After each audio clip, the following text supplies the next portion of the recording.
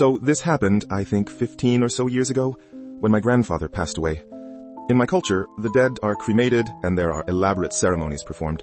The body carried by people while chanting the name of a Hindu god, Ram, after it has been cleaned, clothed, and some ceremonial colors put on it. I was never very close to my grandfather. I barely remember ever having much to talk with him. But my parents say I used to talk to him a lot as a child. Anyway, when he died, I didn't really know much about him, other than that he was the patriarch of the family and everybody respected him. I was barely 10 years old then, and was supposed to stay at an aunt's house. Sneaky that I was, I managed to follow my mother when she left for my grandfather's house, unaware that I was a few steps behind her. Anyway, the ceremony starts, there's a lot of crying, and soon 4 people, including my father, my uncles, and someone I cannot now remember, carry the body on top of a structure made of bamboo and wood. They chant throughout the way. Nobody noticed that I was following them. They reach the cemetery. There's a lot of crying, and I got bored standing at a distance. It's almost dusk, and sit, weirdly, on a nearby platform. I would later come to know that it is sort of a memorial for the deceased. Sometime between all this is happening, I fall asleep. Hours go by, and when I wake up, there is no one, just the last flames burning through pieces of wood. I panic. I look around to see if there's anyone, but there's no one. I start running towards the pyre, hoping perhaps some of my relatives might spot me by the fire and get hold of me. Again, no one. I start crying. I look around to see if I can find my way to the street. The cemetery was on the outskirts of the town, and it was huge to my tiny mind. Rows after rows of those memorials I mentioned earlier. It's almost dark, and I can hear animals howling at a distance. While all this is happening, I have a creepy feeling that I am being watched. It sends a shiver down my spine, and to this I remember ever being so shit-scared it was such a dark and nauseating feeling, a sense of impending doom. I cry louder and start running.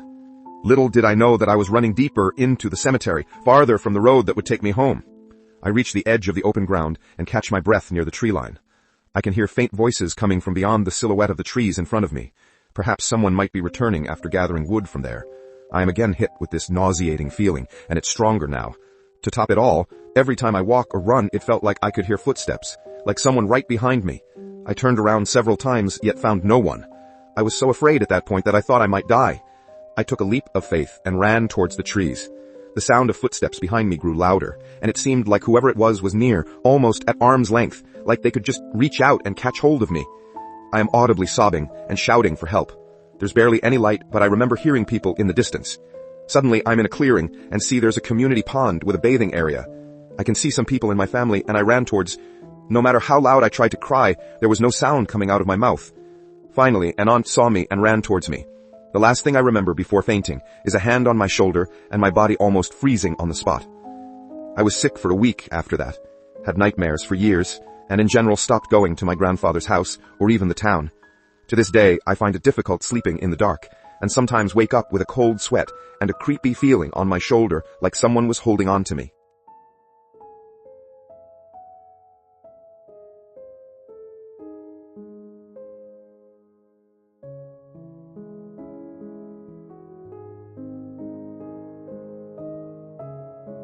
My first house was built in 1913. From the moment I moved in, I knew I wasn't alone.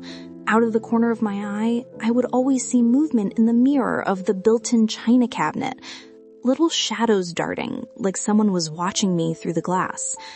I smoked back then, and one morning, I walked out of the bedroom to find the ashtray flipped off the end table onto the floor. No one else was home. Things like that happened over the years. Odd, unexplainable, but strangely, I never felt threatened.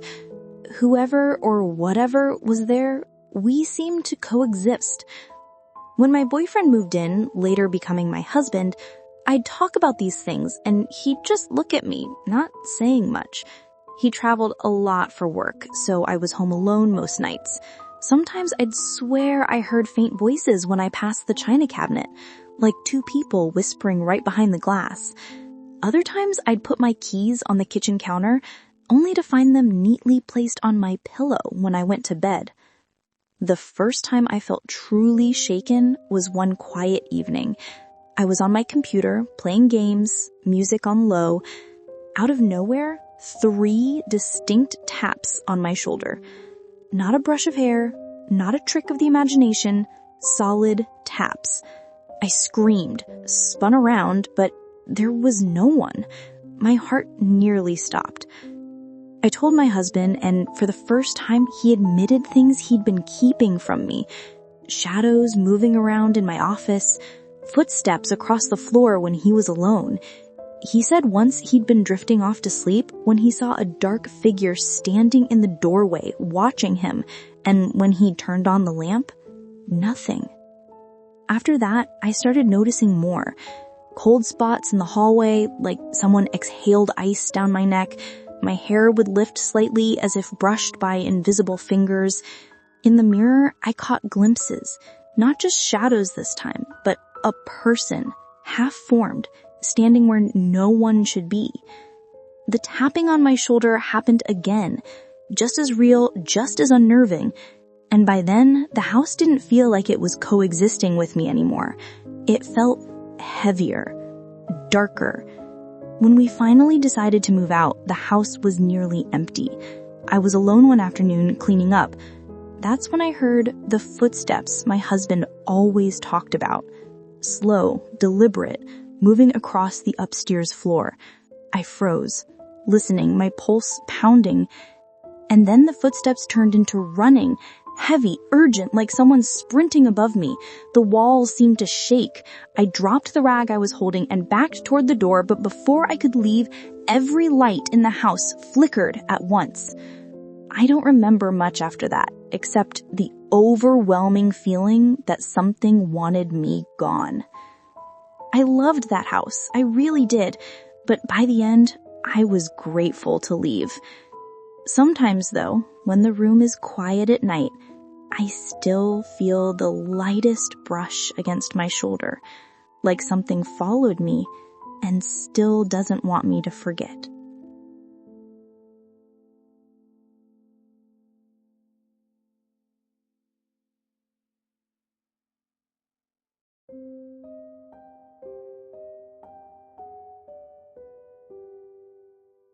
It was about 4 years ago.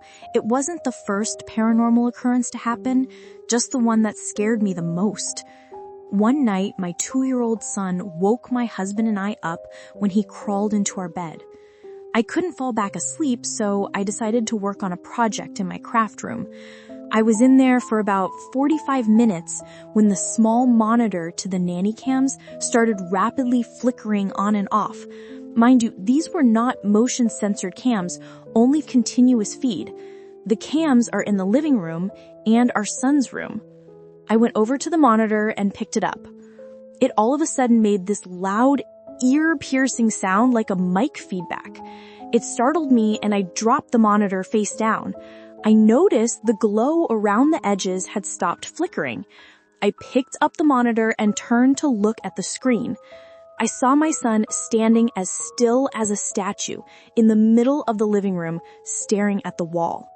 I started for the door with the monitor still in my hand. When I glanced down again, my son's head turned, only the head, and his eyes went directly to the camera in the upper corner of the room. He had no expression on his face at all. I left the room and went through the small kitchen and dining room, rounded the corner to the living room, and it was empty. The door to our bedroom was on the other side. I went in there and my son was sound asleep in the same position he was in when I left. My husband looked up from his e-reader. I asked him if he had woken up and went to the living. He told me no. I asked if my husband had gotten up to go to the bathroom or kitchen, thinking maybe he just didn't see our son try to follow him, but husband swears he hasn't left the bed at all, and our son has been peacefully snoring away the whole time. Like I said before, this wasn't the first time we had seen doppelgangers, but it was always so brief that you didn't really have time to get scared or have it completely register yet. This was different. It wasn't just a glimpse. Above all, it was the look on my son's face, that empty, void stare when he turned his head to face the camera. Still, even now, thinking about while I write this gives me the chills.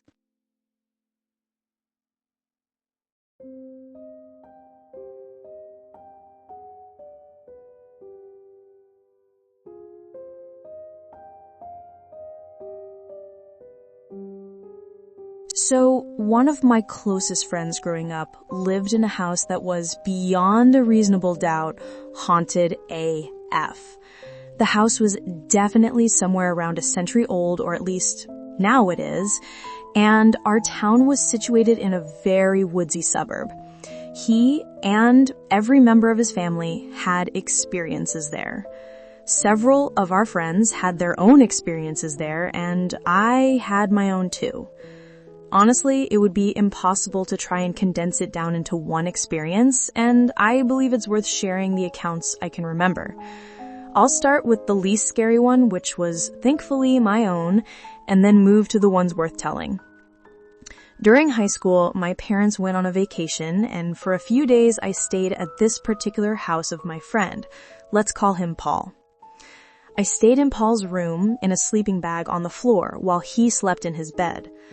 One morning, I woke up to someone whispering in my ear, like directly into my ear, my name, "You need to leave. Now." It did not say this super maliciously, almost more of a warning. It definitely woke me up though, and immediately I'm thinking Paul was fucking with me as he frequently did, but I turned around to my right where he was sleeping and realized he was completely out. I said, "What?" to him, thinking he was joking around, and he didn't wake up. He was definitely asleep. It was quiet and still too early for even Paul's parents to be up. Then it hit me, as it still hits me today. I heard the whisper in my left ear, and Paul was on my right side. Paul had other experiences in that same room, a few I can remember off the top of my head. For a time, he told me he suffered from sleep paralysis on a consistent basis. He would see demons in his room and would be unable to move. He told me that very frequently in his sleep, the standing fan by his bed would become a demon girl, and he would wake up with a jolt of adrenaline having punched or thrown the fan down to the ground. He told me he would sometimes see someone standing in the closet his bed faced, both asleep and awake. Oddly enough, his sleep paralysis significantly decreased as soon as he moved out of that place. That floor, the second floor where Paul, his parents, and 2 of his 4 sisters slept, was spooky. I remember getting weird feelings up there. One of his sisters claimed to see the ghost of a little boy in their bathroom. His mom once opened the closet in her bedroom to find the same little boy standing in there, looking up at her and asking for his mom. I heard about that one when I was in middle school, and it always creeped me out. It's always scarier when the adults see them too. Before my own experience, I generally thought Paul was just trying to fuck with me when he would tell me about these other experiences. Most of our other friends were the same way, thinking Paul was full of shit. Even after my own experience, at times I thought I just as easily could have dreamt it up. But then a few of those same friends, some of them complete non-believers beforehand, had their own experience, and that changed my whole idea of the house. Once a year, Paul and his family would take a trip and have someone take care of their 2 dogs. One of our mutual friends came over to do just that one day. When she got there that evening to feed the dogs, the house was dark and empty. For some context, the dogs were being fed near the kitchen, and adjacent to the kitchen was the dining room, which led further away into the entryway, and after that, a small living room. Well, not long after feeding the dogs, she heard a blood-curdling scream, a goddamn shriek, coming from that living room, like someone was inside with her. She booked it outside with the dogs, checked for intruders, and saw no one was there. I'm pretty sure after that she called Paul, told him what happened, and he laughed and said, "Yeah, shit like that happens sometimes." A couple years later, one of the bigger doubters in our group, who thought all of us were full of shit, had his own experience. Paul hosted a fair amount of parties back then, and usually we would use his basement to avoid any sort of noise complaints. So all of us are in the basement, having a good time, and this particular friend of ours decides to run up and grab another drink from upstairs. Mind you, this friend is not the kind of guy to get completely fucked up. Like, He'll only ever have a beer or two at most, so for all intents and purposes, he's sober. He goes up, and the ground floor was completely empty as everyone is in the basement. There was a porch directly outside the dining room, entryway, living room, and it extended long ways across the back of the house. Well, as our friend was walking into the dining room to grab a beer off the table, he sees a tall, grim-looking woman standing on the porch outside, looking through the window directly at him. He knows something is wrong because she's sort of featureless and also standing outside by herself looking inside. He takes his eyes off her one moment, looks back, and she's gone.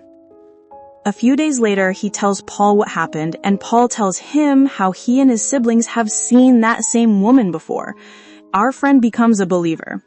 The basement was creepy as hell, but I can only think of one thing that ever happened down there. It was more of a storage cellar than anything. We still used it for parties and just generally hanging out. But it was so cluttered with random shit that whole areas of the room were completely cut off. At some point in college, one summer when I was back home, Paul and his family were doing the annual Throw Old Shit Away Fest, and he openly invited some friends to come help. I came one day, and when I got there, Paul's dad nonchalantly told me, "You get to see the secret room." Turns out that in the far corner of the basement behind a bunch of clutter was a little storage closet nobody besides maybe Paul's parents knew about. We investigated that day, and in it, we found a bunch of random old shit. I can't remember everything exactly. I don't even know if Paul's family knew what this stuff was, but among all of it, I specifically remember finding this very old-fashioned vintage music box. You know, like the one in The Conjuring with the dancing ballerina? That kind of thing. We decided it was creepy and didn't want anything to do with it and left it in that closet. Well, on a different day, when I thankfully was not there, Paul and another friend were cleaning out the basement when suddenly that same music box started playing by itself from behind the door of the closet. They were alone and had not been in that closet all day. They bolted up the stairs. At the top of the house, there were 2 small bedrooms, both belonging to Paul's older sisters. This is the last one I will share as it's the story that stuck with me the longest. The second oldest sister once had a vivid and intense dream in which she herself was being exorcised. A demon was being forced out of her as a group of priests were standing over her convulsing body, shouting verse at her, and she remembered it just being crazy intense. After enduring this for some time, she suddenly jolts herself awake and yells, and at that precise moment, a rosary she kept hanging on her wall flies from its place, crashes to the floor, and shatters into a bunch of pieces, completely on its own. She was covered in sweat and completely terrified. No one else was in the room. Yeah, that place was fucking haunted.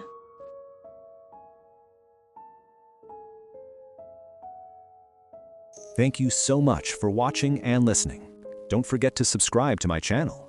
We post shorts every day and a long-form video every Friday. Please like this video and share your thoughts in the comments. If you'd like me to feature your experience on the channel, let me know below. You can also find more details in the description.